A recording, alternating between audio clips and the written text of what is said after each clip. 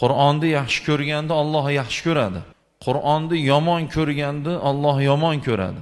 Qur'ondan nafratlangandan Alloh nafratlanadi.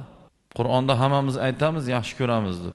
Kim o'qishni bilmaganlar yo namozda yo magnitofonda, kasetada, chipda bo'lsa ham eshitib xatm qilyapmizmi? Yo o'qib, yo eshitib.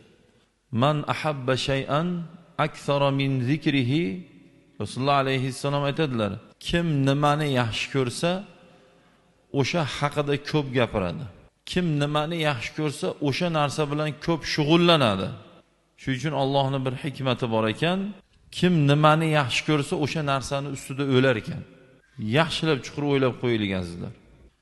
Nimani yaxshi ko'rishimiz, hayotda nima bilan ko'p shug'ullanyapmiz, nima haqida ko'p gapiryapmiz, nima haqida ko'p eshityapmiz, biling siz o'shani yaxshi ko'rasiz.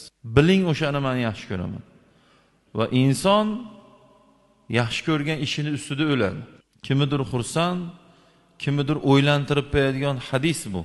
Yomon narsani ko'p ko'rayotgan, yomon narsani ko'p eshitayotgan, yomon narsani ko'p o'ynayotgan, ko'p o'ylayotgan, ko'p shug'ullanayotgan, hushyor qayning. Ezing tormizingizni, to'xting, qayting, to'xtating, tashaylik ki shu ketishimiz bo'lsa, u narsa bizga tinmay gunoh, zulmat, qorong'ilik, Allohning g'azabini olib keladi.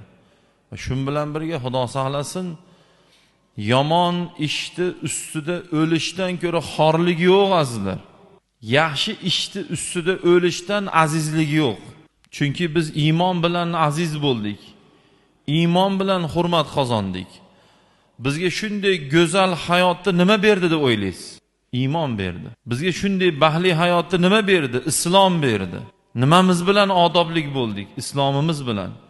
Bizga odobni nima o'rgatdi? Islom o'rgatdi. Insof, vijdon, halollikni nima o'rgatdi?